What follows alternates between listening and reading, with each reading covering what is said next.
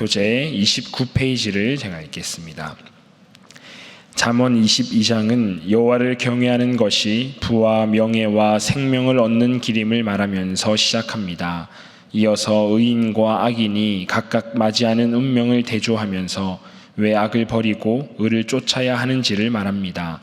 그럼에도 의를 쫓지 않고 악을 따르는 자들의 결국은 패망임을 보여줌으로써 지혜를 추구하는 삶을 살도록 교훈하고 있습니다. 17절부터는 지혜 있는 자의 30가지 잠언이 시작됩니다. 지혜자의 말씀이 여호와를 의뢰하는 것과 진리의 말씀을 깨닫는 데 큰 도움이 될 것이라고 말하면서 5가지의 잠언을 기록하고 있습니다. 잠언은 어리석은 자와 대비하여서 지혜로운 자의 삶이 어떤 삶인지를 계속해서 우리에게 알려주고 있습니다. 지혜롭다라고 하는 것은 바르게 아는 것을 의미하고 또 바르게 알기 때문에 바르게 분별하여서 올바른 선택하는 것을 의미합니다. 그러기에 오늘 우리에게 주시는 첫 번째 기도의 제목은 바르게 분별하는 삶을 살게 하소서라고 우리는 기도해야 합니다. 바르게 분별하는 삶을 살게 하소서라고 우리는 기도합니다. 진짜 지혜로운 사람은 삶의 우선순위가 무엇인지 그리고 어떤 것이 진짜 중요한 것인지를 바르게 아는 사람입니다. 사람들이 어리석은 선택과 행동을 하는 이유는 삶의 진정한 우선순위를 잘 모르기 때문입니다. 우리 1절 말씀을 함께 읽어보겠습니다. 22장 1절 말씀입니다. 많은 재물보다 명예를 택할 것이요 은이나 금보다 은총을 더욱 택할 것이니라. 아멘. 자본주의 시대를 살아가는 우리에게 돈은 정말로 중요합니다. 하지만 돈이 모든 것의 최우선이 될 수는 없습니다. 사람들이 돈을 지나치게 우선하고 또 돈에 끌려다니다 보니 인간다움을 상실하는 경우가 많이 발생합니다. 우리는 하나님의 존귀한 형상을 따라서 창조되었습니다. 그것은 돈보다도 그리고 나의 욕망이나 또 쾌락을 추구하는 것보다도 더 소중한 가치가 있다는 것을 아는 것, 이것이 바로 하나님의 형상을 의미합니다. 이렇게 하나님의 형상대로 또 인간다움을 간직한 채로 살아가는 것이 지혜로운 삶이고 분별력 있는 삶입니다. 하지만 어리석은 사람들은 돈을 우선시하느라 이 인간다움을 상실하여 살아가고 또 욕망이나 쾌락을 우선하다 보니까 술이나 도박, 마약 중독에 빠지게 되거나 또는 윤리적이지 못한 선택들을 일삼으며 살아갑니다. 참된 지혜는 삶의 우선순위를 바로 알고 그것을 분별할 줄 아는 것이 지혜로운 삶입니다. 그리고 이것뿐만이 아니라 삶의 모든 선택의 순간에 더 지혜로운 선택을 할 줄 아는 것이 지혜 있는, 즉 바르게 분별하는 삶입니다. 우리 3절 말씀도 함께 읽어보겠습니다. 3절 말씀입니다. 슬기로운 자는 재앙을 보면 숨어 피하여도 어리석은 자는 나가다가 해를 받느니라. 아멘. 지혜로운 사람은 나서야 할 때와 또 피해야 할 때 역시 바르게 분별할 수 있다라는 것입니다. 그리고 17절에는 이렇게 기록되어져 있습니다.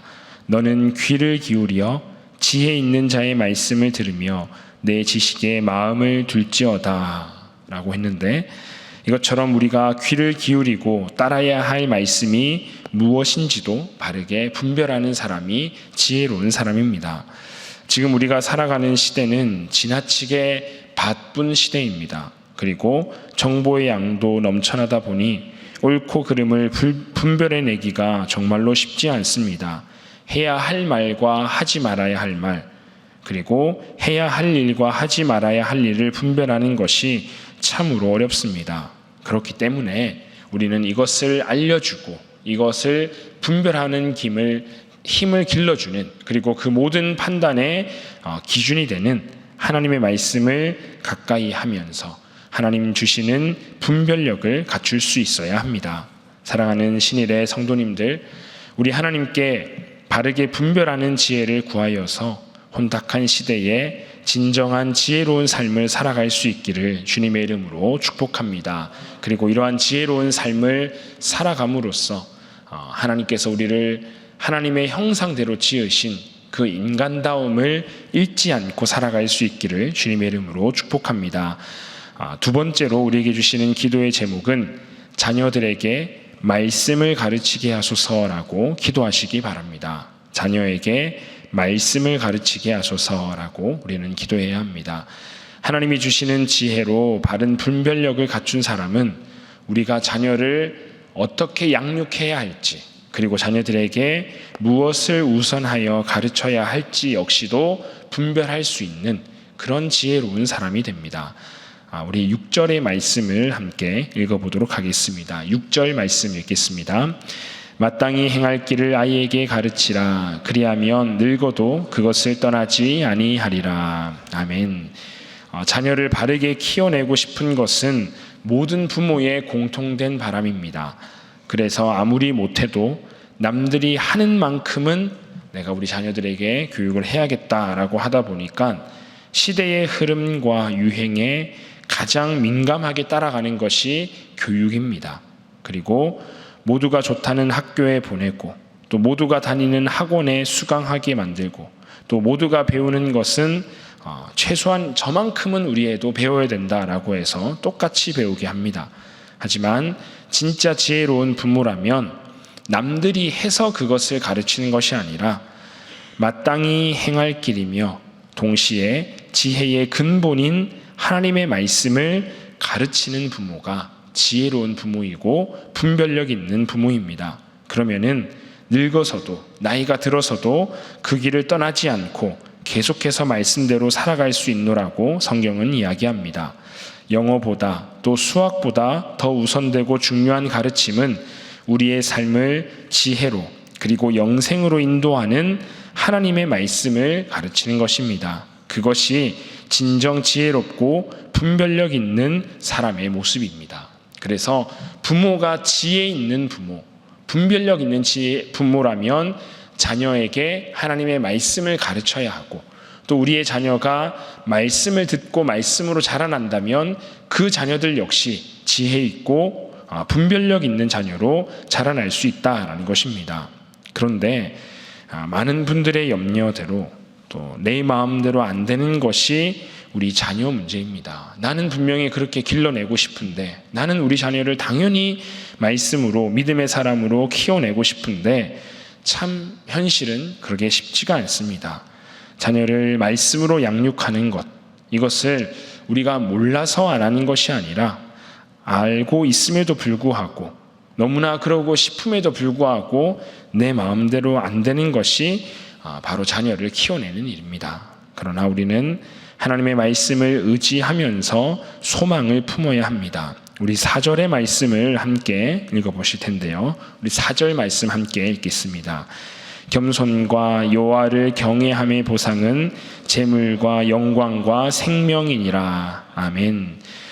겸손하게 여호와를 경외하는 사람은 재물과 영광과 생명을 얻는다라고 4절에서 이야기합니다. 더 정확하게 말하면 겸손하게 하나님을 경외하는 사람, 즉 말씀에 의지하여 하나님을 따르는 사람은 우리가 그토록 얻기 원하는 재물과 영광을 얻게 되고, 또 영원한 생명, 영생을 얻게 된다라고 이야기합니다.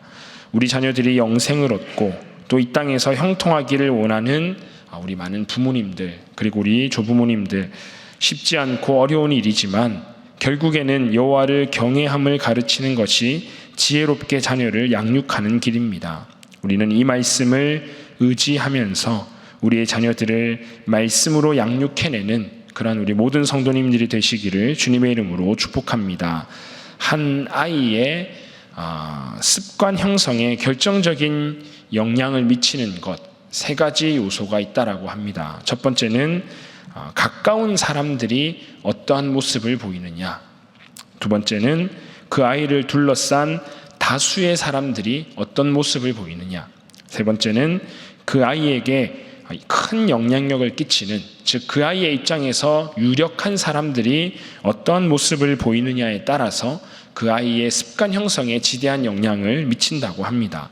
왜냐하면 우리 아이들은 자기와 가까운 사람의 모습을 모방하면서 자라나고, 그리고 자신을 둘러싼 주변의 많은 사람들의 결정을 따라가고, 쉽게 말하면 대세를 따르는 그런 경향이 있고, 또 권위 있는 사람의 말은 따르고 순종하려는 그런 두려움이 있기 때문입니다.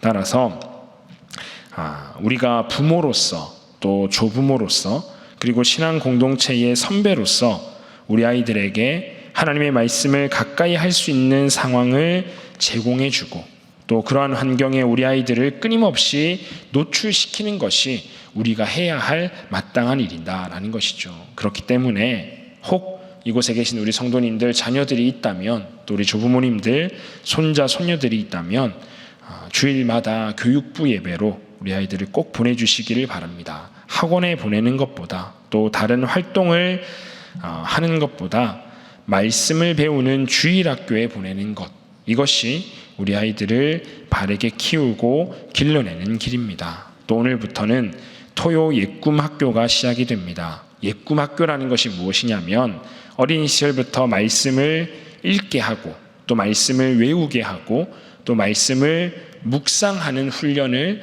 1학기에 8주, 2학기에 8주씩 토요일에 집중적으로 하는 것이 바로 토요 예꿈학교입니다. 혹 우리 부모님들 중에서, 또 우리 조부모님들 중에서 우리의 자녀들이 아직 예꿈학교를 다니고 있지 않다면 마땅히 행할 그 일을 가르치는 우리 예꿈학교로 우리 아이들을 꼭 보내줄 수 있기를 주님의 이름으로 축복합니다. 그렇다면 우리 자녀들이 나이가 들어도 어떤 이 세속의 바쁜 삶을 살아가는 중에도 결코 그 말씀의 자리를, 또 이 믿음의 자리를 떠나지 아니하고 끝까지 하나님을 신뢰하고 따르는 사람이 될 수 있을 것입니다. 사랑하는 신일의 성도님들, 우리의 자녀들을 오직 말씀으로 양육하고 또 말씀이 있는 곳으로 힘써 보내주시는 지혜로운 부모님이 되시길, 또 우리 그러한 조부모님들 되시길, 그리고 우리 믿음의 선배님들이 다 되어주시기를 주님의 이름으로 간절히 축복합니다. 이 시간 함께 우리 기도하겠습니다. 우리 함께 기도하실 때에 무엇이 우선되는지를 바르게 아는 분별력을 가지고 지혜로운 삶을 살아가게 하소서라고 기도하시고, 이어서 우리의 자녀들을 오직 하나님의 말씀으로 양육하게 하소서라고 기도해 주시기 바랍니다. 이어서 우리의 가정을 위하여, 교회를 위하여, 또 우리 나라와 민족을 위하여 우리 한마음으로 기도하겠습니다. 우리 함께 기도하겠습니다. 주여 믿습니다. 주여 믿습니다. 주여 믿습니다.